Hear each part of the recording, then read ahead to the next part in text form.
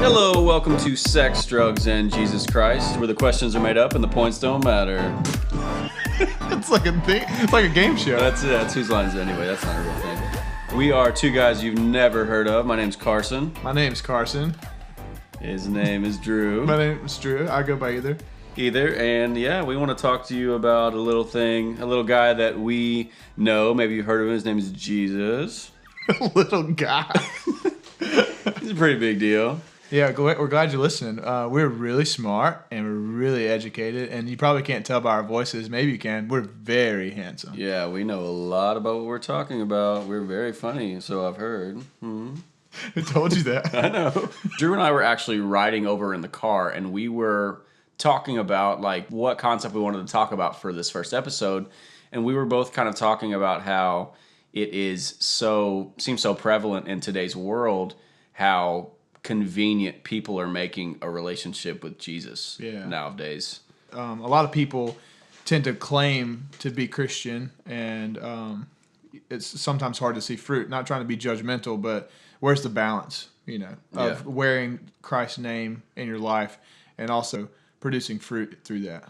Yeah, that's huge. And I think that the media has done a really good job of making, being a Christian seem really lame or really judgmental or really just behind when it comes to things of today's world. And I don't personally feel like at all that's how I live my life. I mean, I love walking through life with Drew and, other friends and like really learning on how to have balance. And it's I'm a filmmaker. That's what I do for work. And it's really important to me to stay current, to stay relevant on pop culture and what's cool and what's new, but never losing sight of allowing those things to, in my life be overtaking my light, my relationship with Jesus, what I want to, come out of my work and my life. Right.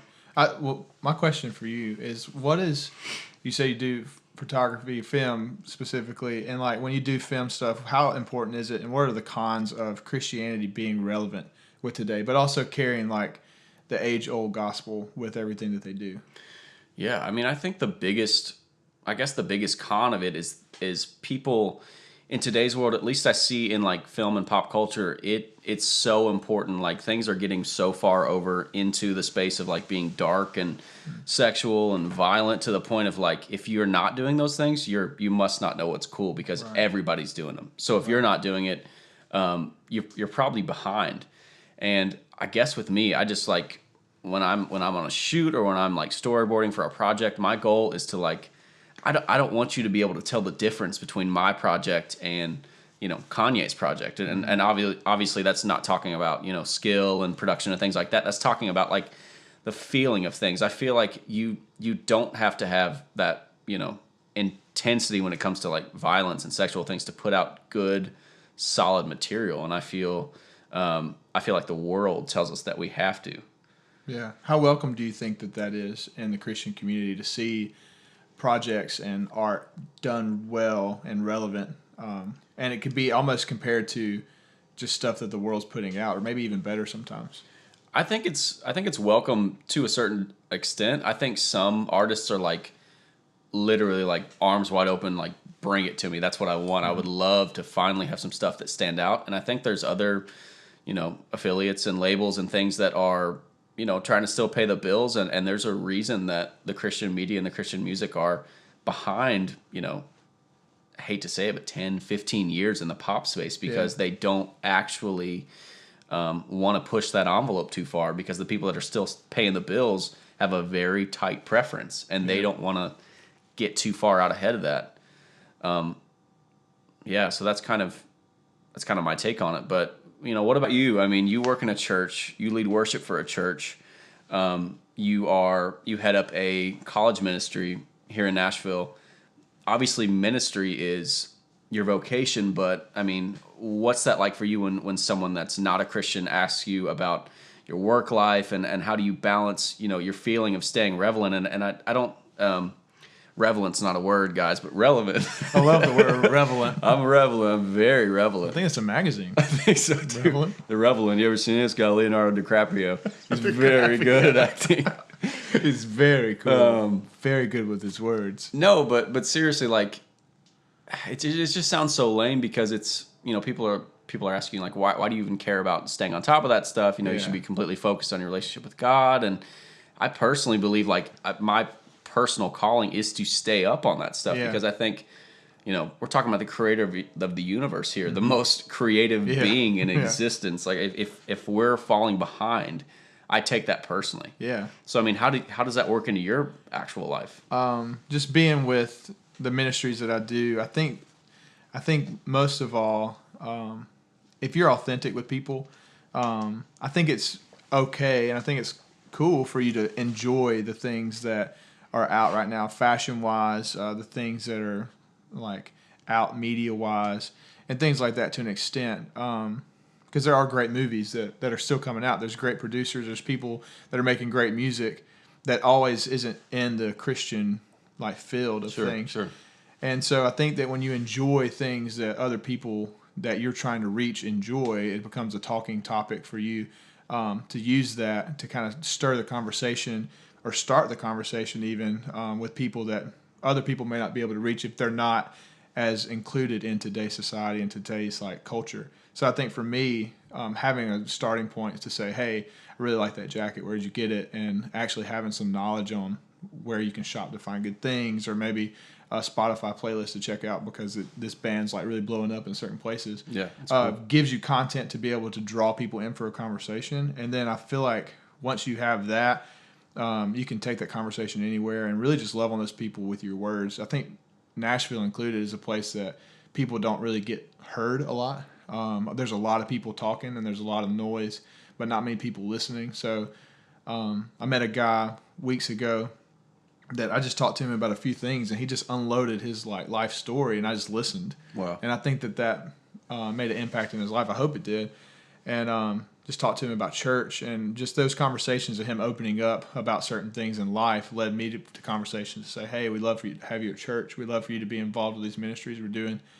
And it became a really cool place for us to kind of talk and really be vulnerable with one another just in our journey. I think that's one thing, and you may agree with me, is that Christians, I think the corner piece of that, of course, is Christ, but it's also us accepting that we're broken and we don't have it all together. And I feel like a thing that a lot of just the stigma of Christianity has is that they have it all together. They don't need today's culture to be productive, or they don't need today's culture to do anything that they need. So I feel who like cares about being cool? We have Jesus. It's fine. Yeah, like there's no in between. Like you don't, all we need is this relationship with God. Like being cool can wait. Yeah, and in the scheme of things, there's truth to that. Oh yeah, completely. But how are you reaching people Exactly. if you're shutting the door to the rest of what is going on in the world? That's great. Like, that reminds me of the story of Paul. He walked around and in the city he went into and saw all these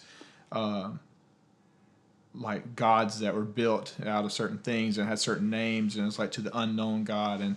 And he actually, through the knowledge of seeing what was going on in the city, he was able to address the people of the city about their certain things and say, hey, I know a God that is known and like knows me, and like was able to like really speak into that because he knew the culture of the city, which I think is so applicable today when people think that Scripture isn't relevant anymore. Like that's something that's so relevant even today. Oh, absolutely.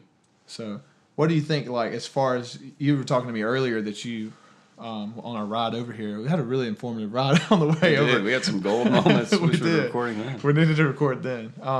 But yeah, you were talking about how like you don't have like any fear. Like that was something God's given you, is like no fear of certain things. And I asked you about that as far as like sharing your faith. So how does sharing your faith, how can you do that in a way that's not just like a buzzkill to a conversation, where people aren't just like, oh, he's talking about Jesus again, and they get out? What's a way that maybe using culture or something that can bring up those conversations about who Christ is? Yeah, absolutely. I personally think you hit the nail on the head earlier when you were talking about how all that guy wanted you to do was listen to him. Right. Like he had a lot to say, and he was, obviously that was pinned up. He was super excited about having someone actually listen to him. Yeah. So when you, I personally, I take that like into account so much, because when you go into a space and people are hurting, they really they probably don't want to hear about Jesus. Jesus like Jesus. They don't want to hear about Jesus. They don't want to hear about Judas either. They probably want to hear about Jesus. Jesus down there stuck on that tractor again. Jesus on the tractor gonna pull him out. Oh, it's so good. But no, a lot of the times, like, if I'm really hungry and you walk up to me and you got a Big Mac and all I'm talking about to you is how hungry I am, and you're like, oh, yeah, man, I get that. This Big Mac is so good, though. I love it. It's delicious. And you're just chomping on it in front of me. Yeah. And you're not actually, like, doing anything to help me with my hunger or offering me some. I'm going to be immediately just be like, yeah, I really don't care what you have to say. Like, I'm going to go figure out something else to fix my problem. So when you look at it from that, like, mindset. How real is that? I feel like if you come into this place, or when you're witnessing, or when you're with people, and you come into this spot to where you can actually give to someone first before, and I feel like obviously you're giving people when you're telling about the name of Jesus, but if you're just doing it to like mark off a check on your list and be like, well, I talked to someone about Jesus today, that's really more taking. Yeah. You're just taking Jesus' name and using it to do a check off your list, because that's not actually bringing someone to a point of healing or bringing someone to a point of redemption. That's just like doing something off your chore list. Yeah. So I think personally for me is to build a relationship first. I mean, people, just like you were saying earlier, I mean, we live in a world, I kind of picture today's world with social media almost just like a ladder. Everything's up. Like, people are just trying to go up. Nobody's trying to go down. Nobody's trying to go sideways. Yeah, totally. And people are climbing over each other for these opportunities of greatness, of fame, of more money, of better relationships, of happiness, and they'll do anything to get it. They'll climb over each other. But what we're missing in, the percussions of that is percussion's the right word? I think that's like to play drums. The beat of that is the repercussion of that is yeah, that's it. Yeah, repercussion. People are getting stomped on. Yeah. Like, they're not getting listened to. They're not. They feel like no one cares about them. That's real. And in the reality, like the space besides probably your 5 friends and your parents, that's probably true. Yeah. Because we live in a culture today is that over anything, over happiness, over relationships, over being healthy, over being financially secure, people would rather be successful. That's where we live in. And I'm not old, but I've never actually seen that before in my life to this extent. And people are just really, really driven to be successful and to be a big deal. And I think when it comes to that, if you have a mindset to reach people, you got to walk in the door with something in your hands. Yeah. You have to walk in and be like, how can I help you? Totally. Where do I need to serve to be able to help you get to your next place? Because even coming in with that mindset, someone is going to be so much more open to hear about what you have to say. Whether it's Jesus or literally just like talking to them about their dreams and talking to them about how you can help further them. Because when people actually start to experience that in like a real life way, not like over the computer or on Instagram DMs, most of the time they don't even know how to handle it. They're like, wow, okay, well, I guess we get, they're just kind of dumbfounded. They just like, wow, someone actually cares about me. You know what I mean? That's kind of my thought on it, to be honest. That's exactly right. And I think that if we are the people that are listening to other people and listening to their hurts and really find a way to sprinkle our conversations with salt, like the Bible says, just putting Jesus in those conversations. Yeah. I think people will start feeling so much healing from that.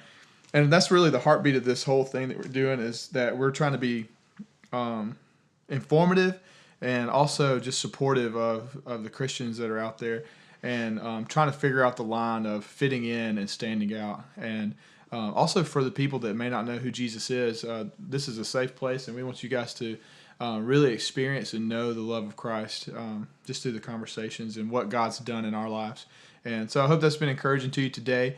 And I hope you tune back in when we do more podcasts. If you have any questions or any requests on any type of episodes you want to hear, make sure to email us that, and we'll have the information for that in the bio. So my man Carson is going to segue us out today's episode with a little story about when he woke up on Christmas morning back in 2007. Wow, 2007. That was a great year. To be honest, for me, I didn't really wake up on Christmas morning because I didn't celebrate Christmas. Really? I grew up, I spent about half my life in Caracas, Venezuela. Caracas. Yeah, also known as one of the most deadly places in the world.